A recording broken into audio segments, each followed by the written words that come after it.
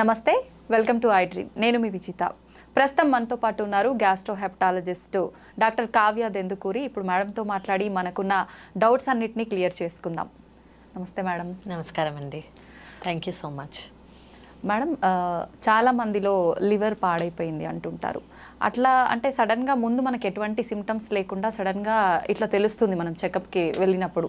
మనకు సిమ్టమ్స్ అనేవి ఏం తెలియవా మేడం లివర్ పాడైనప్పుడు ముందుగానే? ఇది యాక్చువల్లీ చాలా ఇంపార్టెంట్ క్వశ్చన్ అండి. నేను ఎస్పెషలీ దీని మీద అవేర్నెస్ ఎక్కువ ఇద్దామని అనుకున్నాను. ఎందుకు అంటే ఇప్పుడు లివర్ పాడవటం అంటే 3 స్టేజెస్ ఉంటాయి. ఒకటి ఫ్యాటీ లివర్ అయి ఉండొచ్చు, ఒకటి ఫైబ్రోసిస్ అయి ఉండొచ్చు, దాని నెక్స్ట్ స్టేజ్ సిరోసిస్ అయి ఉండొచ్చు. సిరోసిస్ అంటే 80% లేమన్కి అర్థంగా అయ్యేలాగా 80% ఆఫ్ ద లివర్ డ్యామేజ్ అయితే దాన్ని మనం సిరోసిస్ అంటాము. సిరోసిస్ స్టేజ్కి ఒకసారి వచ్చారు అని అనుకోండి, ఆ లివర్ మళ్ళీ నార్మల్ అవ్వదు. సో మన బాడీలో రీజనరేటివ్ ఆర్గన్ అంటే మళ్ళీ రీగ్రో అయ్యే ఆర్గన్ లివర్ మాత్రమే. సో లివర్కి ఏదైనా ప్రాబ్లం వచ్చింది అనుకోండి, లివర్ సెల్ డెత్ అవుతుంది, కానీ ఆ ప్రాబ్లం పోయేసరికి లివర్ మళ్ళీ రీగ్రో అవుతుంది. సో లివర్కి ఆ కెపాసిటీ, ఆ టెండెన్సీ, ఆ బ్యూటిఫుల్ కెపాసిటీ ఉంది. సో ఫ్యాటీ లివర్ గ్రేడ్స్ ఉంటాయి, నేను మళ్ళీ మీకు ఈవెన్చువల్గా చెప్తాను. దాని నెక్స్ట్ స్టేజ్ ఫైబ్రోసిస్ అంటే లివర్ స్కార్ అయిపోవటం అనమాట, లివర్ స్టిఫ్గా అయిపోవటము. ఈ స్టిఫ్నెస్ ఈ స్టేజ్ వరకు కూడా ఇప్పుడున్న బ్యూటిఫుల్ మెడికేషన్స్ వల్ల మనం కంప్లీట్గా రివర్స్ చేసి లివర్ని నార్మల్ చేయొచ్చు. కానీ దీని నెక్స్ట్ స్టేజ్కి ఒకసారి లివర్ వెళ్ళింది అనుకోండి, అంటే సిరోసిస్ స్టేజ్ అంటే 80 to 90% of the liver damage అయినట్టు. లివర్ సెల్ రీగ్రో అవ్వదు, మళ్ళీ లివర్ నార్మల్ అవ్వదు, దానివల్ల లివర్ సైజ్ చిన్నగా అయిపోతుంది. ఈ స్టేజ్ లో ఉన్నా కూడా 80% మందికి సిమ్టమ్స్ ఉండవు. మీరు ఫ్యాటీ లివర్ మర్చిపోండి, ఫైబ్రోసిస్ మర్చిపోండి, ఈవెన్ సిరోటిక్స్ అంటే సిరోసిస్ ఉన్న పేషెంట్స్, క్రానిక్ లివర్ డిసీజ్ ఉన్న పేషెంట్స్ లో 80% మందికి కూడా సిమ్టమ్స్ ఉండకపోవచ్చు. మోస్ట్లీ వాళ్ళకు ఉండే కామన్ సిమ్టమ్ ఏంటి అని అంటే ఫెటీగ్ అంటే వీక్నెస్, బలహీనత. వాళ్ళు ఏమనుకుంటారంటే, ఓ నిన్న నైట్ నేను సరిగ్గా పడుకోలేదు, సరిగ్గా తినలేదు, ఎక్సర్సైజ్ చేయలేదు, ట్రావెల్ చేశాను, సో అంతే అనుకుంటారు వాళ్ళు. కానీ ఇది లాంగ్ పీరియడ్ ఉంటుంది, రోజు పర్సిస్టెంట్గా ఉంటుంది. సో 80 to 85% మందికి జనరల్గా సిమ్టమ్స్ ఉండవు, ఈవెన్ పర్మనెంట్ లివర్ డ్యామేజ్లో. ఓకే మేడం, చాలామంది అంటే మనం అందరం వినేంత వరకు ఎక్కువగా ఆల్కహాల్ తీసుకున్న వాళ్ళకే ఎఫెక్ట్ అవుతుంది అని, నిజంగా అట్లానేనా లేదంటే వేరే పరిస్థితుల్లో కూడా పాడయ్యే అవకాశం ఉంటుందా? చాలా రీజన్స్ ఉంటాయండి. మనం ఈ మధ్య ఎక్కువగా చూసేది life style diseases. Life style disease అంటే మీరు అడిగినట్టు ఆల్కహాల్ రిలేటెడ్ లివర్ డిసీజ్ ఒకటి. సెకండ్ థింగ్ ఏంటంటే సెడెంటరీ లైఫ్ స్టైల్ అంటే ఇప్పుడు పోస్ట్ కోవిడ్ అని అనుకోవచ్చు, ఎవ్రీవన్ అందరూ ఇంట్లోంచి వర్క్ ఫ్రమ్ హోమ్ చేస్తున్నారు. సో దానికి మీనింగ్ ఏంటంటే మన డోర్ స్టెప్కి అన్నీ వచ్చేస్తున్నాయి. సో అది ఏ మీడియం ద్వారా కానీ డోర్ స్టెప్కి వచ్చి ఇంట్లోనే కూర్చుని ఒకటే ప్లేస్లో కూర్చుని మొబిలిటీ అనేది, ఎక్సర్సైజ్ అనేది తగ్గినందుకు ఒబేసిటీ ఛాన్సెస్ చాలా ఎక్కువైపోయాయి. సో అది చిల్డ్రన్ కానివ్వండి, అడల్ట్స్ కానివ్వండి. సో ఆల్కహాల్ వల్ల వచ్చే లివర్ ప్రాబ్లమ్ని మనం ethanol alcohol disorder related liver disease అంటాము. అలాగే నాన్ ఆల్కహాల్ వల్ల వచ్చేదాన్ని non alcohol related liver disease. So ఇందులో కామన్ ఏంటంటే నేను మీకు ఇప్పుడు చెప్పినట్టు ఒబెసిటీ చాలా కామన్. సెకండ్ థింగ్ ఏంటంటే అన్కంట్రోల్డ్ షుగర్ కంట్రోల్లో లేకపోయినా, చాలా రోజులుగా షుగర్ ఉన్నా, వాళ్ళు డైట్ వల్ల షుగర్ని ఇంప్రూవ్ చేసుకోలేకపోయినా మనకి పర్మనెంట్ లివర్ డ్యామేజ్ వస్తుంది. Second thing systemic hypertension, blood pressure ఎక్కువ ఉన్న వాళ్ళు. నెక్స్ట్ థైరాయిడ్ ప్రాబ్లమ్స్ ఉండి ట్రీట్మెంట్ తీసుకోకపోయినా, థైరాయిడ్ అనేది చాలా ఇయర్స్గా ఉన్నా వీళ్ళకి కూడా వస్తుంది. అండ్ ఉమెన్లో పాలిసిస్టిక్ ఓవేరియన్ సిండ్రోమ్, పీసీఓడి అని వినే ఉంటారు, ఓకే, వాళ్ళకు కూడా వచ్చే ఛాన్స్ ఉంది. అండ్ అబ్స్ట్రక్టివ్ స్లీప్ యాప్నియా అంటే జనరలీ కొంచెం ఒబీస్గా ఉన్న వాళ్ళు, కొంచెం బరువు ఎక్కువ ఉన్న వాళ్ళకి ఏమవుతుందంటే ఆక్సిజన్ అనేది సరిగ్గా అందదు. ఓకే, లంగ్స్లో ఉండే ప్రాబ్లం ఇది. సో వాళ్ళకి మోస్ట్ కామన్గా మీరు చూసే సిమ్టమ్ ఏంటంటే డే టైమ్ స్లీపీనెస్ అంటాము. కూర్చునే వాళ్ళు నిద్రపోతారు, వాళ్ళకి అది తెలియదు. సో ఇలాంటి వాళ్ళల్లో నాష్ అంటే నాన్ ఆల్కహాలిక్ స్టియటోహెపటైటిస్, దీనివల్ల లివర్ ప్రాబ్లం వచ్చే ఛాన్స్ ఉంది. ఇది కాకుండా కామన్ వైరసెస్ లివర్ని ఇది హార్మ్ చేసేవి ఏవంటే hepatitis B, hepatitis C, hepatitis A, hepatitis E కూడా ఉన్నాయి. కానీ జనరల్లీ అవి అక్యూట్ వైరల్ ఇల్నెస్. అంటే ఏంటంటే అది కలుషితమైన నీరు కానివ్వండి, ఫుడ్ కానివ్వండి తీసుకున్నందుకు జాండిస్ వస్తుంది. కానీ మన ఇమ్యూనిటీనే దాన్ని పెరిగినప్పుడు జాండిస్ మన ఇమ్యూనిటీనే ఆ వైరస్ని క్లియర్ చేస్తుంది. అట్లీస్ట్ 80 to 85% మందిలో. ఓన్లీ 10% కన్నా తక్కువ మంది లివర్ ఫెయిల్యూర్లోకి వెళ్తారు దీనివల్ల. సో వాళ్ళకి క్రానిసిటీ అంటే చాలా ఏళ్ళగా లివర్ ప్రాబ్లంలో ఉండదు వీళ్ళకి, అక్యూట్గా వస్తుంది. ఈదర్ 90%, 85%, 90% వాళ్ళకి ఇంప్రూవ్మెంట్ ఉండిపోతుంది. 10% మంది మాత్రమే ఫెయిల్యూర్లోకి వెళ్ళే ఛాన్స్ ఉంది, చాలా ఉంది, మిగతా వాళ్ళకి లేదు. ఇది రొటీన్గా ఎక్కువగా చూసేవి. నెక్స్ట్ ఏంటంటే auto immune disorders. Auto immune disorders అంటే జనరలీ మన ఇమ్యూనిటీ ఏం చేస్తుంది, మనకి ఏదన్నా ప్రాబ్లం వచ్చిందనుకోండి, ఆ ప్రాబ్లం నుంచి కాపాడడానికి మన ఇమ్యూనిటీ హెల్ప్ చేస్తుంది. ఫర్ ఎగ్జాంపుల్ మనకి ఏమైనా జ్వరం వచ్చింది, కాఫ్ వచ్చింది, కోల్డ్ వచ్చింది అనుకోండి, ఆ బ్యాక్టీరియా వైరస్ కానీ మన బాడీలోకి వెళ్తే మన ఇమ్యూనిటీ ఆ వైరస్ని బయటికి పంపించేయడానికి ట్రై చేస్తుంది. ఇది మన ఇమ్యూనిటీ రోల్. కానీ ఈ ఇమ్యూనిటీనే మన లివర్ సెల్స్ని ఎఫెక్ట్ చేస్తుంది అనుకోండి, దీన్ని ఆటో ఇమ్యూన్ లివర్ డిసీజ్ అంటాం. సో మన ఇమ్యూనిటీ ద్వారా లివర్ డిసీజ్ వచ్చే ఛాన్స్ ఉంది. వీటిల్లో వెరైటీస్ ఉన్నాయి. ఆటో ఇమ్యూన్ హెపటైటిస్ అనుకోవచ్చు, పీబీసీ అంటే ప్రైమరీ బిలియరీ సిరోసిస్, లేదా పిఎస్సి ప్రైమరీ స్క్లీరోజింగ్ కొలాంజైటిస్, ఇలా చాలా వెరైటీస్ ఉన్నాయి. సో దీని వల్ల కూడా లివర్ ప్రాబ్లం వచ్చే ఛాన్స్ ఉంది. సో మళ్ళీ కిడ్స్లో అయితే కొన్ని వెరైటీస్ ఉన్నాయి, విల్సన్స్ డిజీజ్ అని, హీమోక్రమటోసిస్ అని, మళ్ళీ పెద్దవాళ్ళకైతే కొన్ని, అలా చాలా. సో ఆల్కహాల్ మాత్రమే కాకుండా అదర్ దెన్ ఆల్కహాల్ దర్ చాలా రీజన్స్ ఉన్నాయి లివర్ ప్రాబ్లమ్. సంబంధమే లేదు, చిన్న పిల్లల్లో కూడా లివర్ ప్రాబ్లం వచ్చేస్తాయి. కొంతమంది అంటే మీరు ఎప్పుడైనా విన్నారో, కొంతమంది ఫేస్ చేసి ఉంటారు, బేబీ పుట్టంగానే జాండిస్తో పుట్టారు బేబీ. సో బేబీ జాండిస్తో పుట్టినప్పుడు కొంతమందికి ఫిజియలాజికల్ జాండిస్ అంటాం, అంటే ఇది నార్మల్. సో వాళ్ళని యూవీ రేస్ కింద పెడతారు, ఒక ఫ్యూ డేస్ పెట్టేసి తీసేయగానే జాండిస్ నార్మల్ అవుతుంది. కానీ కొంతమందికి లివర్లో ఉన్న డక్స్లో ప్రాబ్లం వచ్చే ఛాన్స్ ఉంటుంది. డక్ట్ అంటే ఏంటంటే ఇది మీ లివర్ అనుకోండి, లివర్కి బైల్ జ్యూస్ ప్రొడ్యూస్ అవుతుంది కదా, అది ఆ డక్స్లోంచే పారి మనకి డైజెషన్ అవుతుంది అనమాట. సో ఆ డక్స్లో ప్రాబ్లం ఉందనుకోండి, బిలియరీ అట్రేషియా అని, అలా చాలా కండిషన్స్ ఉంటాయి. అప్పుడు వాళ్ళ లివర్ పనిచేయదు. ఈ చిన్న పిల్లలు 5-6 రోజుల పిల్లలు, మంత్స్ కాదు, days, just days, 5 to 6 days, 1 week, వీళ్ళకి కూడా లివర్ ఫెయిల్ అయ్యే ఛాన్స్ ఉంటుంది. సో వాళ్ళకి permanent cure liver transplantation. Treatment ద్వారా ఛాన్స్ లేదు అంటే ఒకవేళ ఫెయిల్ అయిపోయిన లివర్, జనరలీ బిలియరీ అట్రేషియాకి ఒక సర్జరీ చేస్తారు, దాన్ని 40 రోజుల కన్నా ముందే చేసుకోవాలి. కానీ 40 రోజుల కన్నా ముందు అది గుర్తించలేదు అనుకోండి, ఈ సర్జరీ చేసి ఫెయిల్ అవుతుంది అనమాట. ఫెయిల్ అయినందుకు వాళ్ళకి లివర్ ట్రాన్స్ప్లాంట్ మాత్రమే పర్మనెంట్ క్యూర్. అలా పిల్లలకి కూడా చాలా ఉన్నాయి. మేడం, ట్రాన్స్ప్లాంటేషన్ అనగానే చాలా వరకు అంటే కొంచెం టెన్షన్ గానే తీసుకుంటాము. ఎలా ఉంటుంది మేడం ఆ ప్రాసెస్, అదంతా ఎలా ఉంటుంది? సో లివర్ ట్రాన్స్ప్లాంటేషన్ అనేదండి ముందు అంటే ఒక 10-15 ఏళ్ల క్రితం ఇండియాలో లివర్ ట్రాన్స్ప్లాంటేషన్ లేదు. ఓన్లీ మనం సింగపూర్కో బయట వేరే కంట్రీస్కి వెళ్ళి లివర్ ట్రాన్స్ప్లాంటేషన్ చేయించుకుని వచ్చేవారు. కానీ ఇప్పుడు మనకున్న అడ్వాన్స్మెంట్స్ మనకున్న వెరీ గుడ్ హాస్పిటల్స్ వల్ల, డాక్టర్స్ వల్ల ఇండియాకి లివర్ ట్రాన్స్ప్లాంటేషన్ వచ్చింది. లివర్ ట్రాన్స్ప్లాంటేషన్ అంటే అసలు ఏంటి? సో 2 టైప్స్ ఉన్నాయి. ఒకటి ఏంటంటే ఫస్ట్ పర్మనెంట్గా లివర్ డ్యామేజ్ అయింది. ఇప్పుడు ఎవరైతే పేషెంట్ ఉన్నారో వాళ్ళకి లివర్ పర్మనెంట్గా డ్యామేజ్ అయిందా అది మనం చూడాలి. సో పర్మనెంట్ లివర్ డ్యామేజ్ అంటే నేను ఇందాక మీకు చెప్పినట్టు సిరోసిస్ అంటే లివర్ సెల్ డెత్ అవుతుంది కానీ లివర్ రీగ్రో అవ్వదు. సో వీళ్ళకి ఏమవుతుంది అంటే ఇంత ఉండాల్సిన లివర్ అనుకోండి ఇంత అయిపోతుంది, చిన్నగా అయిపోతుంది, లివర్ ష్రింక్ అయిపోతుంది. లివర్ ష్రింక్ అయిపోతే లివర్లో ప్రెషర్ ఎక్కువ అవుతుంది, లివర్లో ప్రెషర్ ఎక్కువై లివర్ ఫెయిల్ అవుతుంది. సో వీళ్ళని క్రానిక్ లివర్ డిజీజ్ సిరోసిస్ అంటాం. సో ఇందులో 10% మందికి లివర్లో క్యాన్సర్ వచ్చే ఛాన్స్ కూడా ఉంటుంది. సో వీళ్ళకి ట్రాన్స్ప్లాంటేషన్ చేయటం చాలా అవసరం. ఇప్పుడు ప్రతి సిరోటిక్కి ట్రాన్స్ప్లాంట్ అవసరం లేదు. ఇప్పుడు ఇందులో compensated liver disease, decompensated liver disease అని ఉంది. కాంపన్సేటెడ్ లివర్ డిజీజ్ అంటే పర్మనెంట్ లివర్ డ్యామేజ్ ఉన్నా కూడా లివర్ ఫెయిల్యూర్ సిమ్టమ్స్ లేవు. అంటే మీకు అర్థమయ్యేలా చెప్పాలంటే 100% లివర్లో 80% పాడైపోయింది అనుకోండి, మిగతా 20% ఏదైతే ఉందో అది ఆ 80% లివర్ ఎంత పనిచేస్తుందో అంత పని చేయడానికి ట్రై చేస్తుంది. సో వాళ్ళకి ఇమ్మీడియట్గా లివర్ ఫెయిల్యూర్ సిమ్టమ్స్ కానివ్వండి. లివర్ ఫెయిల్యూర్ సిమ్టమ్స్ అంటే ఏంటంటే blood vomiting, black colour motion, muscle మొత్తం పోవటం, అంటే జనరలీ మీరు చాలా మందికి వీక్నెస్ నేను ఇందాక చెప్పినట్టు. సెకండ్ ఏంటంటే మజిల్ లాస్ ఎందుకు అవుతుంది అంటే ఇప్పుడు ఎవరైనా జిమ్కి వెళ్ళారనుకోండి, మజిల్ గెయిన్ చేసుకోవడానికి ప్రోటీన్ తీసుకుంటారు, ఆ ప్రోటీన్ మన లివర్ ద్వారా ఫామ్ అవుతుంది. సో లివర్ ఫెయిల్ అయిపోయింది అనుకోండి, ప్రోటీన్ అనేది ఉండదు, బయటికి వెళ్ళిపోతూ ఉంటుంది. సో ఫస్ట్ మనకు కనిపించేది ఏంటంటే వాళ్ళ చీక్స్ కానివ్వండి, జా బోన్స్ కానివ్వండి, నెక్ కానివ్వండి, చెస్ట్, ఇదంతా మజిల్ పోయి బోన్ మీద స్కిన్ ఉన్నట్టు అంత వాళ్ళ బ్లౌజెస్ లూజ్ అయిపోవటము, వాళ్ళ షర్ట్స్ లూజ్ అయిపోవటం, ఇవి మనకి ఫస్ట్గా అనిపించేది.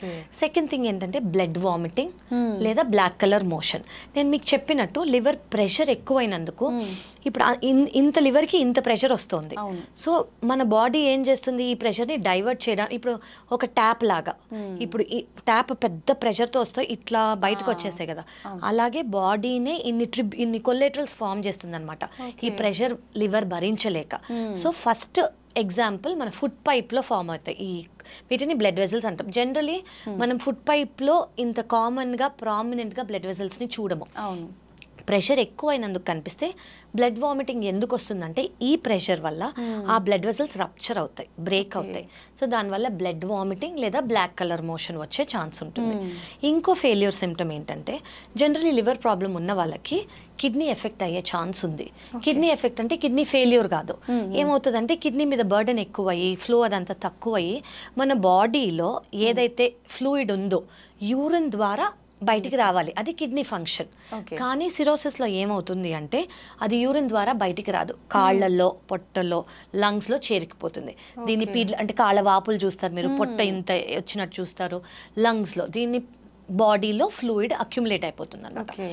ఇంకోటి ఏంటంటే most important function of liver అసలు ఏంటి అంటే డీటాక్సిఫై చేయటం. అంటే మన బాడీలో ఏవైతే అవసరం లేవో, ఏవైతే టాక్సిన్స్ ఉన్నాయో అవి డీటాక్సిఫై చేసి లివర్ మోషన్ ద్వారా బయటికి, మన స్టూల్స్ ద్వారా బయటికి తీసేస్తుంది. కానీ లివర్ ఫంక్షన్ లేనప్పుడు సిరోసిస్లో ఈ టాక్సిన్స్ బ్రెయిన్కి వెళ్తాయి. ఫస్ట్ సిమ్టమ్ ఏమవుతుంది, మనం జనరలీ పొద్దున్న పడుకోము, నైట్ పడుకుంటాం, ఇది ఆపోజిట్ అయిపోతుంది. సో ఆల్టర్డ్ స్లీప్ రిథమ్, వీళ్ళకి నైట్ నిద్ర రాదు, పొద్దున్న నిద్ర వస్తుంది. ఇంకోటి ఏంటంటే మర్చిపోవటం, చిన్న చిన్న థింగ్స్ స్లోగా మర్చిపోతూ ఉంటారు. థర్డ్ థింగ్ ఏంటంటే కూర్చునే నిద్రపోవటం, పొద్దున్న నిద్ర ఎక్కువ. ఇలా గ్రేడ్స్ ఉంటాయి. ఫోర్త్ గ్రేడ్ ఏంటంటే కోమా. ఓకే, సో ఇది లివర్ ఫెయిల్యూర్ సిమ్టమ్. చాలా ఇంపార్టెంట్ థింగ్ మనకు తెలుసు, ఇప్పుడు లివర్ సెల్ డెత్ అవుతుంది అని చెప్పాను కదా, సో ఎనీవేస్ జాండిస్ అనేది ఉంటుంది వీళ్ళలో. సో ఇవి కాకుండా చాలా ఇంపార్టెంట్ లివర్ డిజీజ్ ఉన్నప్పుడు, సిరోసిస్ ఉన్నప్పుడు మనం ఎందుకు తెలుసుకోవాలి అంటే క్యాన్సర్ వచ్చే ఛాన్స్ ఉంటుంది వీళ్ళలో. సో క్యాన్సర్ వచ్చినప్పుడు నేను ఎప్పుడు నా పేషెంట్స్కి చెప్పేది ఏంటంటే మీరు ఎక్కడున్నాయన any part of the world ఒక్కసారి సిరోసిస్ వస్తే 6 నెలలకు ఒకసారి ఖచ్చితంగా సిటీ స్కాన్ చేసుకోవాలి. ఎందుకు అంటే క్యాన్సర్ ఉంటే మనం ఎవ్రీ 6 మంత్స్కి మనం సిటీ స్కాన్ చేయించుకున్నాం అనుకోండి, అది పర్మనెంట్గా ఎర్లీ స్టేజ్లోనే డిటెక్ట్ చేస్తాం. సో అది పర్మనెంట్గా క్యూర్ చేయొచ్చు. అది just part of the liver తీసేసో లేదా లివర్ ట్రాన్స్ప్లాంటేషన్ చేసో. సో ఇవి కాంప్లికేషన్స్. సో ఇవి లేని వాళ్ళని కాంపన్సేటెడ్ సిరోసిస్ అని అంటాం, ఇవి ఉన్న వాళ్ళు డీకంపన్సేటెడ్ సిరోసిస్ అంటాం. కాంపన్సేటెడ్ సిరోసిస్ ఉన్న వాళ్ళు అంటే ఈ కాంప్లికేషన్స్, ఈ లివర్ ఫెయిల్యూర్ సింటమ్స్ లేని వాళ్ళు ఒక ఫ్యూ ఇయర్స్ బాగానే ఉంటారు. వాళ్ళు రెగ్యులర్ ఫాలోఅప్తో రావాలి. అంటే 3 నెలలకు ఒకసారి బ్లడ్ టెస్ట్, 6 నెలలకు ఒకసారి సిటీ స్కాన్, ఎండోస్కోపీ చేసుకుంటూ ఉండాలి మాత్రలతో. కానీ ఈ లివర్ ఫెయిల్యూర్ ఉన్న వాళ్ళు ఖచ్చితంగా లివర్ ట్రాన్స్ప్లాంట్ చేయించుకోవాలి. ఎందుకు అంటే ఇప్పుడు మీకు చెప్పిన ప్రతి సిమ్టమ్ లివర్ ఫెయిల్ అయినందుకు, ఈ లివర్ బాగా అవ్వదు. సో ఈ లివర్ ఫెయిల్ అయినంత సేపు మీకు ఈ సిమ్టమ్స్ వస్తూనే వస్తాయి కాబట్టి మనం ఓన్లీ ట్రీట్ చేస్తే ఏమి ఉపయోగం ఉండదు. సో కాజింగ్ ఏజెంట్ ఏంటి, ఫెయిలింగ్ లివర్. సో అది తీసేస్తే ఈ సిమ్టమ్స్ ఆగిపోతాయి. సో దీంట్లో 2 వెరైటీస్ ఉన్నాయి, live donor liver transplantation, diseased donor liver transplantation. Live donor liver transplantation అంటే ఇప్పుడు ఫర్ ఎగ్జాంపుల్ ఒక పేషెంట్కి సిరోసిస్ ఉంది, పర్మనెంట్ లివర్ డ్యామేజ్ ఉంది, వాళ్ళు ఓ బ్లడ్ గ్రూప్ అని అనుకోండి, బ్లడ్ గ్రూప్ని బట్టి ఇది డిసైడ్ అవుతుంది. ఎవరైతే ఇప్పుడు మనం లైవ్ డోనర్ గురించి మాట్లాడుతున్నాం, సో ఫ్యామిలీ డోనర్ అయి ఉండాలి, సేమ్ బ్లడ్ గ్రూప్ అయి ఉండాలి, 18 ఏళ్ల కన్నా ఎక్కువ, 50-52 ఇయర్స్ కన్నా తక్కువ అయి ఉండాలి, వాళ్ళంతట వాళ్ళే నేను ఇస్తాను అని ముందుకు రావాలి. ఓకే, ఇది ఎందుకు క్రైటీరియా అని అంటే జనరలీ 50-52 ఇయర్స్ కన్నా ఎక్కువ ఉన్న వాళ్ళకే ఫ్యాటీ లివర్ ఉంటుంది. సో ఫ్యాటీ లివర్ ఉన్నా కూడా మేము కరెక్ట్ చేసి తీసుకున్న వాళ్ళు ఉన్నాం, అంటే యంగర్ వాళ్ళు లేకపోతే ఎమర్జెన్సీ సిచ్యువేషన్. కానీ వీ ప్రిఫర్ 50-52 ఇయర్స్ కన్నా తక్కువ వాళ్ళు. సో ఇప్పుడు ఈయన పేషెంట్ అనుకోండి, ఈ పేషెంట్కి సర్జరీ అయ్యే ముందు ప్రీ లివర్ ట్రాన్స్ప్లాంట్ ఇవాల్యుయేషన్ అని ఒకటి చేస్తాం. అంటే ఏంటంటే ఇది మేజర్ సర్జరీ. ఈ సర్జరీ ఈయన body can it with stand ఇంత మేజర్ సర్జరీకి కాంప్లికేషన్స్ లేకుండా బాగానే ఉంటారా? సో అలా heart doctors, lungs doctors, anaesthesia doctors అందరూ చూసి okay this patient is fit అని చెప్తారు. అలాగే ఏ అయితే డోనర్ ఉంటారో, అంటే డోనర్ అంటే ఎవరు? నార్మల్ పర్సన్, ఆయనకి ఏ ప్రాబ్లమ్స్ లేవు, ఆయనకో ఆవిడకో, ఓకే, వాళ్ళు ముందుకు వచ్చినప్పుడు వాళ్ళకు కూడా pre liver transplant, pre donation evaluation అవుతుంది. ఓకే ఓకే, వాళ్ళకి ఎంత లివర్ ఉంది, వాళ్ళకి మిగతా ప్రాబ్లమ్స్ ఏమన్నా ఉన్నాయా, వాళ్ళకి సర్జరీ చేసేటప్పుడు రిస్క్ ఏమన్నా ఉందా అని ఫస్ట్ తెలుసుకోవాలి. ఏంటంటే బ్లడ్ గ్రూప్ మ్యాచ్ అయి ఉండాలి, అదైతే ఫర్ షూర్. సెకండ్ థింగ్ ఏంటంటే వాళ్ళు డోనర్ మనం ఇవాల్యుయేషన్ చేసేటప్పుడు 1% రిస్క్ ఉందని తెలిసినా మేమే వద్దంటాం. ఎందుకు అంటే ఒక నార్మల్ పర్సన్కి కాంప్లికేషన్ ఇచ్చినట్టు. సో వీ ఆర్ సెల్స్ మేమే వద్దంటాం. సో భయపడాల్సిన అవసరం లేదు. థర్డ్ థింగ్ తెలియాల్సింది ఏంటంటే ఎవరైతే డొనేట్ చేస్తారో లివర్, వాళ్ళకి లైఫ్ రిస్క్ 0. అసలు లైఫ్ రిస్కే లేదు. విత్ ఇన్ 2 వీక్స్ అంటే 2 వారాల నుంచి 4 వారాల లోపల ముందు ఎంత లివర్ ఉండిందో అంత లివర్కి గ్రో అవుతుంది. సో ఇప్పుడు డోనర్ వచ్చారు, డోనర్కి మనం ఇవాల్యుయేషన్ చేసాం, ఆయనకి 100% లివర్ ఉంది. 100% నుంచి జనరలీ మేము 30 అరౌండ్ అంటే ఇవాల్యుయేషన్ చేసి ఈయనకి ఎంత వెయిట్ అలా మాకు ఇవాల్యుయేషన్ క్యాలిక్యులేషన్స్ ఉంటాయి. దాన్ని బట్టి ఎంత తీసుకోవాలని అనుకున్నాం. ఫర్ ఎగ్జాంపుల్ 30 తీసుకున్నాం అనుకోండి, ఈ పేషెంట్ ఎవరైతే ఉంటారో వీళ్ళ లివర్ మొత్తం తీసేస్తాం, డ్యామేజ్ అయిపోయింది కాబట్టి. సో ఈ 30% పేషెంట్కి పెడతాం. ఆ డోనర్ దగ్గర 70% ఉంటుంది, ఈయన దగ్గర 30% ఉంటుంది. 2 వారాల నుంచి 4 వారాల లోపల ఈయనకి 30% నుంచి 100% అయిపోతుంది, ఈయనకి 70% నుంచి 100% అయిపోతుంది. నేను మీకు చెప్పినట్టు liver is a regenerative organ. So ముందు ఎంత ఉండిందో అంత అయిపోతుంది. సో దీనివల్ల రిస్కే లేదు. ఓకే, సో డోనర్ ఎవరైతే డొనేట్ చేస్తున్నారో వాళ్ళకి ఇది తినకూడదు, అది తినకూడదు, ఇది చేయకూడదు, అది రెస్ట్రిక్షన్స్ కానివ్వండి, లిమిటేషన్స్ కానివ్వండి ఏమీ లేవు. అండ్ మెడికేషన్స్ లేవు.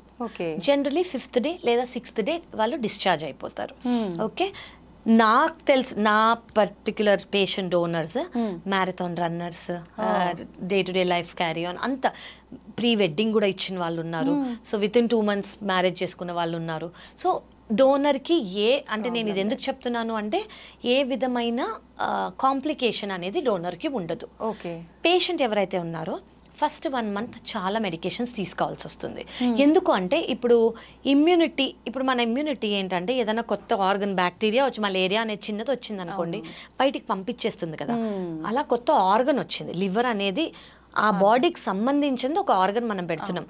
సో ఆ ఆర్గన్ ఇది నా లివర్ కాదు అని బాడీ బయటకు పంపించకుండా ఇమ్యూనిటీని సప్రెస్ చేస్తాం కొంచెం. సో ఆ ఇమ్యూనిటీని సప్రెస్ చేసేటప్పుడు ఇన్ఫెక్షన్స్ వచ్చే ఛాన్స్ ఉంటాయి. ఆ ఇన్ఫెక్షన్స్ రాకుండా మొదటి నెల 2వ నెల కొంచెం ఎక్కువ మెడికేషన్స్ ఉంటాయి, తర్వాత లైఫ్ లాంగ్ ఒక టాబ్లెట్ అంతే. So that is about live donor. Second option ఏంటంటే deceased donor liver transplantation. Deceased donor అంటే ఫ్యామిలీ డోనర్ లేరు అని అనుకోండి, అంటే సేమ్ బ్లడ్ గ్రూప్ లేరు, లేదా వాళ్ళకి ఇవాల్యుయేషన్ చేస్తే మ్యాచ్ అవ్వలేదు అని అనుకోండి, లేదా ఏజ్ క్రైటీరియా మనకి మ్యాచ్ అవ్వట్లేదు అనుకోండి, డిజీజ్ డోనర్ తీసుకుంటాం. డిజీజ్ డోనర్ అంటే ఏంటంటే ఇప్పుడు ఎవరిదైనా డెత్ అయిందనుకోండి వాళ్ళ ఫ్యామిలీ దానంగా ఇచ్చే ఆర్గన్. ఓకే, బ్రెయిన్ డెడ్ అని వాళ్ళని. సో ఇప్పుడు ఫర్ ఎగ్జాంపుల్ పేషెంట్ ఓ గ్రూప్లో ఉన్నారనుకోండి, మనం మీకు చెప్పినట్టు పేషెంట్కి ప్రీ లివర్ ట్రాన్స్ప్లాంట్ ఇవాల్యుయేషన్ చేస్తాం. ప్రీ లివర్ ట్రాన్స్ప్లాంట్ ఇవాల్యుయేషన్ చేసినప్పుడు ఓ గ్రూప్లో ఈయనని లిస్ట్లో పెడతాం. లిస్ట్లో పెట్టినప్పుడు ఏమవుతుంది, ఓ గ్రూప్ ఆర్గన్ అంటే ఎవరన్నా ఫ్యామిలీ దానంగా ఇస్తుంది అనుకోండి ఒక ఓ గ్రూప్ని, ఆ లివర్ తెచ్చి ఈయన పెడతాం. ఫస్ట్ ఇది పెట్టే లోపల మేము ఫస్ట్ ఆర్గన్ చెక్ చేస్తాం బాగానే ఉందా లేదా, ఆన్ టేబుల్ బయోప్సీ చేసి ఓకే ఇది మంచి లివర్, దేనివల్ల ఆయన చనిపోయారు ఇది అవన్నీ మేము చూసుకుంటాం. మంచి లివర్ అని తెలిస్తే వీ విల్ ట్రాన్స్ప్లాంట్. ఇది disease donor liver transplantation. So that is about liver transplant. అంటే మీరు అన్నారు మొత్తం లైఫ్ లాంగ్ ఒకటే టాబ్లెట్ వాడాలి అని చెప్పి, ఇంకా అసలు కాంప్లికేషన్స్ వచ్చే అవకాశం లేదు. సో జనరలీ నేను చూసేది ఎక్కువ ఏంటంటే ఆల్కహాల్ రిలేటెడ్ లివర్ డిజీజ్ ఉన్న వాళ్ళు మళ్ళీ వాళ్ళు చాలా నార్మల్ గా ఫీల్ అయిపోతారు కాబట్టి మళ్ళీ they will go back to alcohol. That we don't suggest. So of course మళ్ళీ go back to alcohol అంటే మళ్ళీ ఆ process repeat, permanent liver damage, same thing మళ్ళీ. అలా మేము రీట్రాన్స్ప్లాంట్ చేసిన వాళ్ళు కూడా ఉన్నారు. ఒక లివర్ ట్రాన్స్ప్లాంట్ చేసి మళ్ళీ సెకండ్ లివర్ ట్రాన్స్ప్లాంట్ రీట్రాన్స్ప్లాంట్ చేసిన వాళ్ళు కూడా ఉన్నారు. అది ఎట్లాంటి సందర్భాల్లో మేడం? కొంతమందికి ఏమవుతుందంటే ఇట్లా ఆల్కహాలిక్ లివర్ డిసీజ్ మళ్ళీ ఆల్కహాల్కి వెళ్ళిన వాళ్ళు ఉంటారు. చాలా మటుకు వీళ్ళకి అంటే ఫ్యామిలీ సపోర్ట్ అనేది ఉందనుకోండి, ఫస్ట్ మేము ఎస్పెషల్లీ చూసే క్రైటీరియా ఏంటంటే, ఒకవేళ ఆల్కహాల్ వల్ల లివర్ ప్రాబ్లం వచ్చిన వాళ్ళు ట్రాన్స్ప్లాంట్ చేసుకుంటున్నారంటే, 1 psychiatric counselling, you should never go back to alcohol. 2 family support ఉంది అంటే. ఈ 2 ఉంటే జనరలీ దే స్టిక్ టు అంటే తీసుకోకుండా. కానీ కొంతమంది వెళ్ళిన వాళ్ళు ఉన్నారు, సో వాళ్ళకి మళ్ళీ రీట్రాన్స్ప్లాంట్ చేయాల్సి వస్తుంది. ఓకే, అప్పుడు ఏమైనా రిస్క్ ఉంటుందా? రిస్క్ ఎక్కువ ఉంటుంది. ఎటువంటి?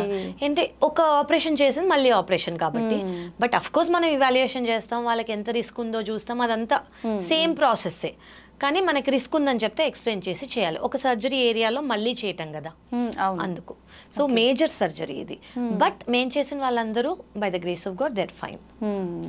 ఓకే, సక్సెస్ రేట్ బాగానే ఉంటుందా? Success rate is more than 95% అండి. ఓకే, సో సక్సెస్ ఇప్పుడు బేసిక్లీ లివర్ ట్రాన్స్ప్లాంటేషన్ కావాలి అని అనుకున్న వాళ్ళు ముందుకొచ్చి ట్రాన్స్ప్లాంట్ చేయించుకుంటున్నారంటే చాలా ఇంపార్టెంట్ ఏంటంటే, నేను చూసింది రైట్ టైమింగ్. కొంతమంది నాకేం సిమ్టమ్స్ లేవు, జస్ట్ కొంచెం కాలవపో, జస్ట్ ఇది అని అనుకున్న వాళ్ళు, డీలే చేసిన వాళ్ళు ఎమర్జెన్సీగా ట్రాన్స్ప్లాంట్కి ల్యాండ్ అవుతారు. ఎందుకంటే లివర్ డ్యామేజ్ అయిపోయింది ఆల్రెడీ. ఓకే, బట్ కొంతమంది కరెక్ట్గా డెసిషన్ తీసుకున్న వాళ్ళు they are completely fine. Post transplant they'll be totally fine. Okay madam, చాలా మంది ఆల్కహాల్ తాగితే లివర్ పాడవుతుందని ఐడియా ఉన్నప్పటికీ, అంటే ఎంత మోతాదులో తాగితే పాడవదు అనేది ఒక పెట్టుకుంటారు, ఇంత తాగితే పర్వాలేదంట అని చెప్పి, అది నిజమే అంటారా? యాజ్ అ లివర్ డాక్టర్ నేను అది చెప్పకూడదు, కానీ గైడ్ లైన్స్ ఉన్నాయి. కానీ నేను ఇది ఎందుకు సజెస్ట్ చేయను అంటే, ఈ గైడ్ లైన్స్ ఏవైతే ఉన్నాయో అవి వెస్టర్న్ కంట్రీస్లో చేసినవి. అంటే మన Indian body composition, Indian body proportion బట్టి ఇంకా చేయలేదు. Western American and European studies ఏం చెప్తాయి అంటే, జనరలీ ఒక ఎక్స్ అమౌంట్ మ్యాన్ తీసుకున్నారనుకోండి, అంతే ఉమెన్ తీసుకుంటే ఉమెన్కి వచ్చే ఛాన్స్ ఉంది లివర్ ప్రాబ్లం మ్యాన్ కన్నా. So 7 grams per day man తీసుకోవచ్చు, 3 to 4 grams per day women తీసుకోవచ్చు అని. కానీ I will not suggest this because మన ఇండియన్ స్టడీస్ ఇంకా అవ్వలేదు. ఓకే ఓకే మేడం, చాలా ఇప్పుడు ఈ మధ్య కాలంలో సోషల్ మీడియాలో చూస్తున్నాం, లివర్ ప్రాబ్లమ్స్ ఏమున్నా ఈ ఒక అంటే జ్యూస్ తాగితే ఇది తీసుకుంటే క్లీన్ అయిపోతుంది అది ఇది అని చెప్పి, డీటాక్స్, ఇదంతా వాస్తవమే అంటారు? కాదండి, అసలు ఏది వాస్తవం లేదు. నేను బెస్ట్ డీటాక్స్ ఏంటి అని మీరు నన్ను అడిగారు అనుకోండి, మన బాడీని అసలు అండర్ ఎస్టిమేటే చెయ్యొద్దు. ఏ డీటాక్స్ కావాలో అదంతా మన బాడీలో ఉంది. కరెక్ట్ దాన్ని అబ్యూస్ చేయకుండా డస్ట్బిన్ లాగా ప్రతిదీ తినేసి ప్రతిదీ తాగేసి మన బాడీ చెప్తూ ఉంటుంది ఇది నీకు పడట్లేదు అని. ఆ సటిల్ సైన్స్ మనం తీసుకున్నాం అనుకోండి, అసలు డీటాక్స్ వరకు మనం వెళ్ళక్కర్లేదు. ఓకే, ఆ సైన్స్ తీసుకొని ఇవి మీకు పడుతున్నాయని తినేటప్పుడే మీకు అర్థమైపోతాయి, ఇవి మీకు పడట్లేదు అని తినేటప్పుడే అర్థమైపోతాయి. అవి అవాయిడ్ చేసుకుంటే చాలు. చాలా మంది ఏం చేస్తారు, ఒక్కసారే కదా అబ్బా నాకేం కాలేదు అని కంటిన్యూ చేస్తారు. Over a period of time ఒక డీటాక్సింగ్ తో మొత్తం తీసేద్దామని అనుకుంటారు. కానీ అట్లా మిరకిల్ జ్యూసెస్ ఏవి లేవు మార్కెట్లో ఉన్నవి, నథింగ్ వర్క్స్. ఓకే, ఆ జస్ట్ ఏదో తాగడానికి, ఒకవేళ ఏమన్నా ఉంది అంటే ఆల్కలైన్ గా ఉండడానికి బాడీ తీసుకోవచ్చు. ఏంటి అంటే ఇప్పుడు జనరలీ డైట్లని బట్టి మన బాడీ యాసిడ్ కంటెంట్ పెరిగిపోతూ ఉంటుంది అనమాట. సో ఈ బాడీ యాసిడ్ కంటెంట్ తగ్గించడానికి కావాలంటే డీటాక్స్ డ్రింక్స్, కుకుంబర్, వాటర్లో లెమన్ వేసుకొని అవన్నీ తీసుకోవచ్చు. బట్ దానివల్ల ఏ క్యూర్ లేదు, దానివల్ల నేనైతే ప్రమోట్ చేయను. దానివల్ల ఇప్పటి వరకు స్టడీస్ కూడా లేవు. మేడం, జనరల్గా చాలా మంది హెల్త్ చెకప్స్ రెగ్యులర్గా చేయించుకుంటూ ఉంటారు. అలా చేసుకున్న హెల్త్ చెకప్లో మనకు లివర్ ఏమైనా డ్యామేజ్ ఉందనే విషయం తెలుసుకోవచ్చు అంటారా, లేదంటే ఏదైనా సపరేట్ చెకప్ ఉంటుందా దీనికి? మోస్ట్ ఇంపార్టెంట్ క్వశ్చన్ అండి. చాలు జనరలీ మాస్టర్ హెల్త్ చెకప్ చేసుకుంటే మనకి కామన్గా అయ్యేది ఒకటి ultrasound abdomen and liver function test. ఈ 2 రెగ్యులర్గా 6 monthsకి ఒకసారి లేదా 1 yearకి ఒకసారి చేయించుకుంటే సరిపోతుంది. ఇప్పుడు ఫ్యాటీ లివర్ ఉందనుకోండి, మనకి లివర్ ఫంక్షన్ టెస్ట్లో తెలిసిపోతుంది, అల్ట్రాసౌండ్ అబ్డమిన్లో కూడా తెలిసిపోతుంది. సో ఈ రెండిట్లో ఇప్పుడు నేను మోస్ట్ ఇంపార్టెంట్గా మీకు చెప్పాలి ఏమనుకున్నాను, ముందు ఫ్యాటీ లివర్లో మనం 15 కేసులో లేదా 30 కేసులకు ఒకటి నేను ఫ్యాటీ లివర్ చూసేదాన్ని. ఇప్పుడు ఫ్యాటీ లివర్ నాకు అట్లీస్ట్ ఎవ్రీ 2nd కేస్ కనిపిస్తుంది. అది లైఫ్ స్టైల్ మార్క్, తినేది, ఎవ్రీథింగ్, అసలు సోషలైజ్ అంత డిఫరెన్స్ అయిపోయింది. కాబట్టి ఫ్యాటీ లివర్ అనేది చాలా ఇంక్రీజ్ అయిపోయింది. సో మనకు అది అల్ట్రాసౌండ్ అబ్డమిన్లో, లివర్ ఫంక్షన్ టెస్ట్లో రెండిట్లో తెలుస్తుంది అనమాట. సో ఈ రెండిట్లో తెలిసినప్పుడు లివర్ ఫంక్షన్ టెస్ట్ అంటే అందులో ఎంజైమ్స్ అని ఉంటాయి, అవి కొంచెం పెరగటము, అల్ట్రాసౌండ్ అబ్డమిన్లో ఫ్యాటీ లివర్ అని రావటం. ఈ 2 వస్తే నా దగ్గరకు వచ్చినప్పుడు నేను దేనివల్ల ఫ్యాటీ లివర్ వచ్చింది అని చూస్తాను ఫస్ట్. సో దేనివల్ల వచ్చిందో అది ట్రీట్ చేస్తూ ఇప్పుడు దాంతో పాటు మెడికేషన్స్ 5 years బ్యాక్ వరకు ఫ్యాటీ లివర్కి అసలు ట్రీట్మెంటే లేదు. మేమేం చెప్పేవాళ్ళం అంటే ఈ డైట్ తీసుకోండి, ఫ్యాట్ కొంచెం తక్కువ చేయండి, కార్బోహైడ్రేట్స్ మోడరేట్గా తీసుకోండి, ప్రోటీన్ ఎక్కువ తీసుకోండి, వెయిట్ లాస్ చేసుకోండి, స్ట్రెంగ్త్ ట్రైనింగ్ చేసుకోండి, ఇంతే చెప్పేవాళ్ళం మేము. కానీ ఇప్పుడున్న మెడికేషన్స్ నేను మీకు చెప్పినట్టు ఫైబ్రోసిస్ స్టేజ్ అంటే fatty liver grade 1, grade 2, grade 3, grade 4 ఇది దాటి ఫైబ్రోసిస్ స్టేజ్కి వెళ్ళినా కూడా ఫుల్గా రివర్స్ అయ్యి వచ్చే మెడికేషన్స్ మనకు ఉన్నాయి. సో మీరు అడిగినట్టు అల్ట్రాసౌండ్, లివర్ ఫంక్షన్ టెస్ట్ మన మాస్టర్ హెల్త్ చెకప్లో ఉంటాయి. ఆ మాత్రం చేయించుకుంటే మనకి తెలిసిపోతుంది. కానీ ఫర్దర్గా ఏమన్నా ఉంటే మనకి ఇంకొంచెం ఇవాల్యుయేషన్ చేయాల్సి వస్తుంది. మేడం ఫ్యాటీ లివర్ అని వింటున్నాం, మాట్లాడుకుంటున్నాం, కానీ అసలు ఏంటి ఫ్యాటీ లివర్ అంటే ఏంటి madam? So generally fatty liver అంటే ఏంటంటే ఇప్పుడు నేను మీకు చెప్పినట్టు లివర్ సెల్స్, ఇది లివర్ అనుకోండి, లివర్లో సెల్స్ ఉంటాయి, ప్రతి ఆర్గన్లో సెల్స్ ఉంటాయి, అలాగే లివర్లో సెల్స్ ఉంటాయి. 10% కన్నా తక్కువ ఫ్యాట్ లివర్లో ఉంటుంది, అది నార్మల్. ఓకే, కానీ 10% కన్నా కొవ్వు లివర్లో ఎక్కువ అయిందనుకోండి దాన్ని ఫ్యాటీ లివర్ అని అంటాము. సో ఏమవుతుందంటే ఇది లివర్ సెల్ అనుకోండి, నార్మల్గా లివర్ సెల్ ఇలా ఉంటుంది, ఫ్యాట్ అనేది అక్యుములేట్ అయిందనుకోండి బలూనింగ్ అవుతుంది, అంటే కొంచెం పెద్దగా అవుతుంది. ఆ ఫ్యాట్ గురించి ఏమీ చేయలేదు, అది షుగర్ వల్ల వచ్చింది, బీపీ వల్ల వచ్చింది, ఒబెసిటీ వల్ల వచ్చింది, డైట్ దేని వల్ల రానింది, ఆ బలూనింగ్ ఇంకా పెద్దగా అవుతుంది. సో ఇన్ఫ్లమేషన్ అవుతుంది. ఇన్ఫ్లమేషన్ అంటే ఏంటంటే ఇప్పుడు మనకి ఇక్కడ ఒక దెబ్బ తగిలింది అనుకోండి, దాని చుట్టూ రెడ్గా అవుతుంది, దాన్ని ఇన్ఫ్లమేషన్ అంటాం. అలాగే లివర్స్కి కూడా అవుతుంది. మనం వదిలేస్తూ ఉంటే ఈ ఇన్ఫ్లమేషన్ ఇంకా స్ట్రాంగ్ అయ్యి అది చెక్కు కడితే మనకి ఎలా అవుతుంది, ఇక్కడ అలా చెక్కు కట్టినట్టు ఫైబ్రోసిస్ అని అనుకోవచ్చు. అది కూడా ట్రీట్ చేయకపోతే లివర్ పర్మనెంట్ డ్యామేజ్కి వెళ్ళిపోతుంది. పర్మనెంట్ డ్యామేజ్ అయిన తర్వాత మళ్ళీ అంటే అది తెలుసుకోవడానికి ఇంకా సపరేట్ టెస్ట్లు ఏమైనా ఉంటాయా? So ultrasound abdomen liver function టెస్ట్లో పర్మనెంట్ డ్యామేజ్ అయిందని మనకు తెలిసే అవకాశాలు ఉన్నాయి. ఎందుకంటే పర్మనెంట్ డ్యామేజ్లో లివర్ సైజ్ చిన్నగా అవుతుంది. లివర్ సైజ్ చిన్నగా అయినందుకు నేను మీకు ఇందాక చెప్పినట్టు ప్రెషర్ ఎక్కువ అయినందుకు వెయిన్స్ ఫామ్ అవుతానన్న అవి మనకి కొంచెం బేసిక్ ఐడియా అల్ట్రాసౌండ్లో తెలిసిపోతుంది. ప్లస్ లివర్ ఫంక్షన్ టెస్ట్లో కొన్ని టెస్ట్ నార్మల్గా ఉండాల్సినవి కొంచెం అబ్నార్మల్ అవుతాయి. So altered ratio, AG ratio అని అంటాం అనమాట మేము. అలాంటివి ఉంటే మేము సిటీ స్కాన్, మిగతా టెస్ట్ మేమే అడ్వైస్ చేస్తాం. Okay CLD chronic liver disease లాగా అనిపిస్తుంది, మనం వీటిని చూడాలి అని సిటీ స్కాన్ ప్లస్ దేని వల్ల వచ్చిందని ఇథియలాజికల్ వర్కప్ మేము చేస్తాము. ఓకే, హెల్దీ లైఫ్ స్టైల్ తీసుకుంటే మనకు అసలు ఇలాంటి హెల్త్ ఇష్యూస్ ఏమి వచ్చే అవకాశమే ఉండదని అనుకుంటాం మేడం. నిజంగా ఎలా ఉండాలి లైఫ్ స్టైల్ అనేది? ఇలాంటి ప్రాబ్లమ్ నేనేమంటానంటే కామన్గా ఏది ఫాలో అవ్వచ్చు అంటే మన స్లీప్ ప్యాటర్న్ ఏదైతే ఉందో అది ఫస్ట్ ఫాలో అవ్వండి. అంటే పొద్దున సన్ రైజ్ టైంకి లేవటం, 5:30 to 6, ఓకే, అండ్ సన్సెట్ టైంకి మన డిన్నర్ అయిపోవాలి. చాలా మంది 9, 10, 11, 12 ఆ టైంకి డిన్నర్లు చేయటాలు. సో ఫస్ట్ థింగ్ ఏంటంటే get up, at least 20 to 30 minutes of sunlight exposure. Okay, అది కాకుండా ఏ కాంట్రా ఇండికేషన్స్ లేకపోతే 2 liters ఆఫ్ వాటర్ తాగటం అండ్ ఫిజికల్ ఎక్సర్సైజ్. నేను దానికన్నా ఎక్కువ నేను స్ట్రెస్సే చేయలేను. Physical exercise is very important for liver health. Fifth thing ఏంటంటే ఫ్యాట్ అనేది గుడ్ ఫ్యాట్స్ తీసుకోవచ్చు. ఫ్యాట్ మోడరేట్ అమౌంట్లో వెల్ బ్యాలెన్స్ డైట్ ఉండాలి. చాలా మంది ఓన్లీ ప్రోటీన్ తీసుకోవటం లేదు, మనకి ఫ్యాట్ కావాలి, కార్బోహైడ్రేట్స్ కావాలి, గుడ్ అమౌంట్ ఆఫ్ ప్రోటీన్ కావాలి, ఫైబర్ కావాలి. సో ఇవన్నీ తింటేనే మనకి వెల్ బ్యాలెన్స్ డైట్, కానీ మోడరేషన్లో. ఇప్పుడు ఒక 10-5 పూరీస్ అట్లా తీసుకోకూడదు.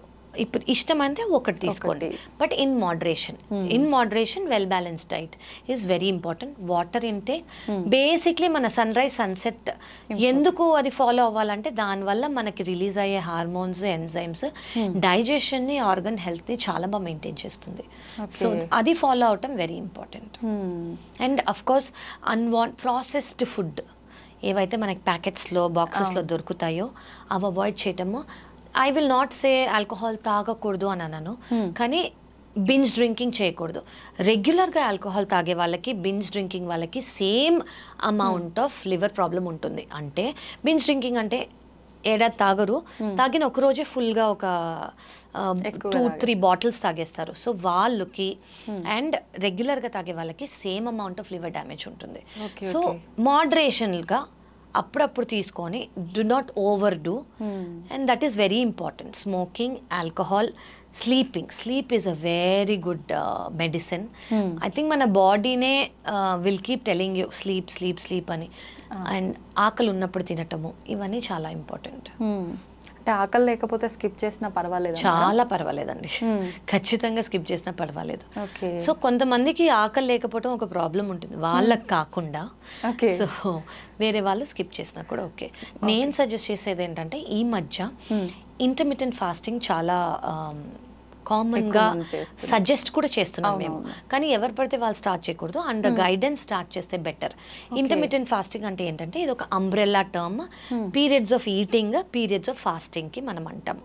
సో ఫర్ ఎగ్జాంపుల్ మీరు పొద్దున్న 6ంటికి లేచారనుకోండి, మీ ఫస్ట్ సిప్ ఆఫ్ ఫుడ్, అది కాఫీ కానివ్వండి, బ్రేక్ఫాస్ట్ కానివ్వండి, ఏదైనా 6కి స్టార్ట్ చేస్తారనుకోండి, మీ డిన్నర్ 8 o'clock అయిందనుకోండి. So me eating period 6 to 8, మిగతాది 8 తర్వాత నెక్స్ట్ డే 6 వరకు మీ ఫాస్టింగ్ పీరియడ్. సో ఈ ఫాస్టింగ్ పీరియడ్లో ఎస్పెషలీ లివర్ రిలేటెడ్ మనకి బెనిఫిషియల్ ఏంటి అని అంటే ఇన్సులిన్ రెసిస్టెన్స్ తగ్గుతుంది, కొలెస్ట్రాల్ లెవెల్స్ ఇంప్రూవ్ అవుతున్నాయి, ఫ్యాటీ లివర్ ఇంప్రూవ్ అవుతుంది. ఇవి ప్రూవెన్ సైన్స్. ఓకే, కానీ దీంతో పాటు ఇంటర్మిటెంట్ ఫాస్టింగ్ చేస్తూ ఈటింగ్ పీరియడ్లో ఒక 2 బిర్యానీస్ తినేస్తే it will not help. Moderation and balance diet ఎప్పుడైనా, కానీ intermittent fasting is surely helping in cholesterol కానివ్వండి, ఇన్సులిన్ రెసిస్టెన్స్ కానివ్వండి, వెయిట్ లాస్, ఒబెసిటీ పీపుల్లో వెయిట్ లాస్ కోసం కానివ్వండి, it is really helping, and fatty liver of course. Okay, better అయితే చాలా మిగతా అన్ని డైట్స్ కన్నా intermittent fasting is a very well proven. ఎందుకు వేరేవి నేను ఎక్కువ చెప్పట్లేదు అంటే ఇన్ని స్టడీస్ లేవు వాటి మీద, కొంచెం చిన్న చిన్న స్టడీస్, పైలట్ స్టడీస్ అంటాం కదా, అవి చేసి వాళ్ళు స్టార్ట్ చేసేస్తున్నారు. వీటికి ఇప్పుడు ఇదంతా మన ఈ రోజు వచ్చింది కాదు, ఇది మన అమ్మమ్మ వాళ్ళు, తాతగారు వాళ్ళు ఎప్పటి నుంచో స్టార్ట్ చేసింది. ఒక particular day, Ekadashi, what ever it is, ఆ రోజు తినకపోవటము, ఓన్లీ ఈవినింగ్ బ్రేక్ అదే స్నాక్ మాత్రమే తీసుకోవటము, బిఫోర్ సన్సెట్ తినేసేయటము, ఇవన్నీ ఎప్పటి నుంచి ఉన్నాయి. బికాజ్ అది మన బాడీ ఆల్గోరిథం, మనం అది ఫాలో అయితే ఇంకేది ఎక్కువ చేయక్కర్లేదు. ఓకే, చాలామంది అంటే లంచ్ టైంలో లంచ్ చేయకుండా మార్నింగ్ బ్రేక్ఫాస్ట్ బదులు లంచే తినేసి వెళ్ళిపోతుంటారు, అట్లా స్కిప్ చేసి. అలా పర్వాలేదు? ఇంటర్మిటెంట్ ఫాస్టింగ్ చేస్తున్నారు అనుకోండి, మీ బ్రేక్ఫాస్ట్ టైం మీ ఫాస్టింగ్ టైంలో వచ్చింది అంటే మీరు నైట్ 8 నుంచి నెక్స్ట్ డే 12 వరకు తినను అని అనుకున్నారు అనుకోండి, బ్రేక్ఫాస్ట్ టైం అయిపోయింది, మీరు ఫాస్ట్ బ్రేక్ చేసే 12 o'clock అంటే డైరెక్ట్గా లంచ్ చేస్తున్నారంటే నో ప్రాబ్లం. కానీ అందరూ ఇంటర్మిటెంట్ ఫాస్టింగ్ చేయకూడదు. ఎవరైతే చేస్తున్నారో ప్లీజ్ ఖచ్చితంగా అండర్ గైడెన్సే చేయండి. కొంతమందికి ఇంటర్మిటెంట్ ఫాస్టింగ్ పడదు, ఎస్పెషల్లీ డయాబెటిక్ చాలా మంది ఉంటారు, వాళ్ళకి షుగర్ లెవెల్స్ తక్కువ అయిపోతాలు, ఇలా చాలా హెడ్ ఏక్స్ రావటాలు, ఇలాంటివి ఉంటాయి. సో ఎవరు చేయగలరు అనేది మీరు కనుక్కొని చేసుకుంటే ఇట్ ఈస్ వెరీ బెనిఫిషియల్. చాలా బెనిఫిట్స్ ఉన్నాయి వీటికి. ఓకే ఓకే, ఖచ్చితంగా మనం గైడెన్స్ తోటే ఫాలో అవ్వాలి ఇలాంటివన్నీ. కరెక్ట్. ఓకే మేడం, లివర్ విషయానికి వస్తే మళ్ళీ చాలామంది ఆల్కహాల్ ఇందాక మాట్లాడుకున్నట్టు మెయిన్ రీజన్ అనుకుంటాము. అయితే తాగడం స్టార్ట్ చేయగానే వస్తుందా, ఎప్పుడో తాగి బాగా ఎక్కువ తాగిన తర్వాత ఎప్పుడో వస్తుంది అనే ఒక ఉంటుంది, అది ఎంతవరకు నిజం మేడం? నేను ఇచ్చే ఆన్సర్ చాలా మందికి కొంచెం లూజ్ వేస్ ఇవ్వచ్చు, బట్ ఎస్ తాగిన వెంటనే రాదు. కానీ కొంతమంది బింజ్ డ్రింకింగ్ నేను చెప్పినట్టు చేసిన వాళ్ళకి ఇది ఓన్లీ ఆల్కహాల్ కాదండి, వాళ్ళ జెనెటిక్ కాంపోజిషన్, అలా చాలా రీజన్స్ ఉంటాయి. ఓన్లీ ఆల్కహాల్ మాలిక్యూల్ వల్ల లివర్ ప్రాబ్లం రాదు, వాళ్ళ జెనెటిక్స్, వాళ్ళ బాడీ కాంపోజిషన్, అలా చాలా ఇది ఉంటాయి. సో మోస్ట్లీ మనం అబ్జర్వ్ చేసేది ఏంటంటే ఆల్కహాల్ స్టార్ట్ చేసి అది రెగ్యులర్గా స్టార్ట్ చేసిన వాళ్ళు ఓవర్ పీరియడ్ ఆఫ్ టైమే వాళ్ళకి ఆల్కహాలిక్ లివర్ ప్రాబ్లం వచ్చే ఛాన్స్ ఉంటుంది. ఇనీషియల్గా కొంతమందికి వస్తుంది, ఎవరైతే చాలా ఎక్కువ తీసుకుంటారో ఆల్కహాల్ వాళ్ళకి జాండిస్ వచ్చే ఛాన్స్ ఉంటుంది, పర్మనెంట్ లివర్ డ్యామేజ్ రావడానికి చాలా ఏళ్ళు పడుతుంది. కానీ ఇనీషియల్గా తాగే వాళ్ళకి ఆల్కహాల్ వల్ల జాండిస్ వచ్చే ఛాన్స్ ఉంటుంది. దీన్ని ఆల్కహాలిక్ హెపటైటిస్ అని అంటాం. ఇదంటే ఏంటంటే నేను మీకు చెప్పినట్టు లివర్ సెల్ డెత్ అవుతుంది, డెత్ అయినందుకు జాండిస్ వస్తుంది. This is as dangerous as chronic liver disease. So వీళ్ళు ఒకవేళ ఆల్కహాల్ స్టాప్ చేయలేదంటే వీళ్ళు కూడా ఫెయిల్యూర్లోకి వెళ్ళిపోతారు డైరెక్ట్గా. ఇప్పుడు మనం ఫ్యాటీ లివర్, ఫైబ్రోసిస్, సిరోసిస్ అని ఎలా చేసామో ఆల్కహాలిక్ హెపటైటిస్ నుంచి డైరెక్ట్ ఫెయిల్యూర్లోకి వెళ్ళే ఛాన్స్ ఉంటుంది. సో వీళ్ళు కూడా చాలా జాగ్రత్తగా ఉండాలి. కానీ ఎంత తాగారు, ఎన్ని రోజులుగా తాగారు? చాలా మంది జస్ట్ 3 months డైలీ తాగి పొద్దున్న సాయంత్రం వారు ఆల్కహాలిక్ హెపటైటిస్లోకి వచ్చి లివర్ ఫెయిల్యూర్ ఉన్న వాళ్ళు ఉన్నారు. 3 months కూడా. Okay okay. సో వాళ్ళు ఎంత తాగుతున్నారు, ఏం తాగుతున్నారు చాలా ఇంపార్టెంట్. ఓకే, ఓకే, ఎట్లా అయినా danger danger, correct, exactly. Okay, దానికి టైం అదంతే, అంటే మన బాడీలో ఉండే ఇమ్యూనిటీ సిస్టమ్ బట్టి, మన బాడీ కాంపోజిషన్, మన జెనెటిక్స్ ని బట్టి చాలా డిపెండ్ అయి ఉంటుంది. మేడం, మనుషుల యొక్క ఎమోషన్స్ ప్రభావం వల్ల కూడా లివర్ ఎఫెక్ట్ అయ్యే ప్రమాదం ఉంటుందంటారా? ఉండొచ్చండి. ఎమోషన్స్ అని నేను అన్నాను, మీరు వినే ఉంటారు గట్ హెల్త్ అని వినే ఉంటారు కదా. సో గట్ హెల్త్కి బ్రెయిన్ హెల్త్కి డైరెక్ట్ రిలేషన్ ఉంది. ఓకే, సో దేని వల్ల అని అనుకున్నారనుకోండి, ఇప్పుడు మన బాడీలో గట్ అంటే మీకు ఏమనిపిస్తుంది? చాలా మంది గట్ అంటే స్టమక్ అనుకుంటారు. గట్ అంటే ఇంటెస్టైన్స్, మన స్మాల్ ఇంటెస్టైన్, మన లార్జ్ ఇంటెస్టైన్. వీటిల్లో గుడ్ బ్యాక్టీరియా, బ్యాడ్ బ్యాక్టీరియా అని 2 టైప్స్ ఉంటాయి అనమాట. గుడ్ బ్యాక్టీరియా తక్కువ అయిపోయి బ్యాడ్ బ్యాక్టీరియా అనేది ఎక్కువైంది అనుకోని, దీనికి డైరెక్ట్ యాక్సెస్ బ్రెయినే. ఇప్పుడు gut is your second brain అని అంటారు. లిసన్ టు యువర్ గట్ అంటాం కదా, మీ గట్ ఏం చెప్తుందో అది వినండి అని అంటాం కదా, intuition. So because it is your second brain. So గట్కి బ్రెయిన్కి కంప్లీట్ క్లోజ్ రిలేషన్షిప్ ఉంది. ఇలా దీన్ని డిస్బయోసిస్ అంటాం. అంటే good bacteria and bad bacteria misbalance అయింది అనుకోండి, దాన్ని గట్ బ్యాక్టీరియా డిస్బయోసిస్ అని అంటాం అనమాట. సో అలా అయినప్పుడు బ్యాడ్ బ్యాక్టీరియా ఒకవేళ ఎక్కువ అయింది అనుకోండి, అది స్ట్రెస్ వల్ల అయి ఉండొచ్చు, ఈటింగ్ హ్యాబిట్స్ వల్ల అయి ఉండొచ్చు, లైఫ్ స్టైల్ వల్ల అయి ఉండొచ్చు. సో వీళ్ళకి ఏం చూస్తామంటే, మన ఇంటెస్టినల్ మొటిలిటీ అంటే తినేది, డైజెషన్ అయ్యేది, డైలీ స్టూల్ పాస్ అయ్యేది, కాన్స్టిపేషన్ అయినా ఉండొచ్చు వాళ్ళకి, లేదా లూజ్ స్టూల్స్ అయినా ఉండొచ్చు, లేదా గ్యాస్ సరిగ్గా ఎక్కువ పాస్ అయిపోవటము, తిన్న వెంటనే బ్లోటింగ్ రావటము, గ్యాస్ ఉన్నట్టు ఫీలింగ్ రావటము, లేదా small intestinal bacterial over growth అని అంటాము. అంటే ఏంటంటే ఏదైతే నార్మల్ స్మాల్ ఇంటెస్టైన్లో బ్యాక్టీరియా ఎంతైతే, జనరలీ 100 ట్రిలియన్ బ్యాక్టీరియా ఉంటాయి మన ఇంటెస్టైన్లో.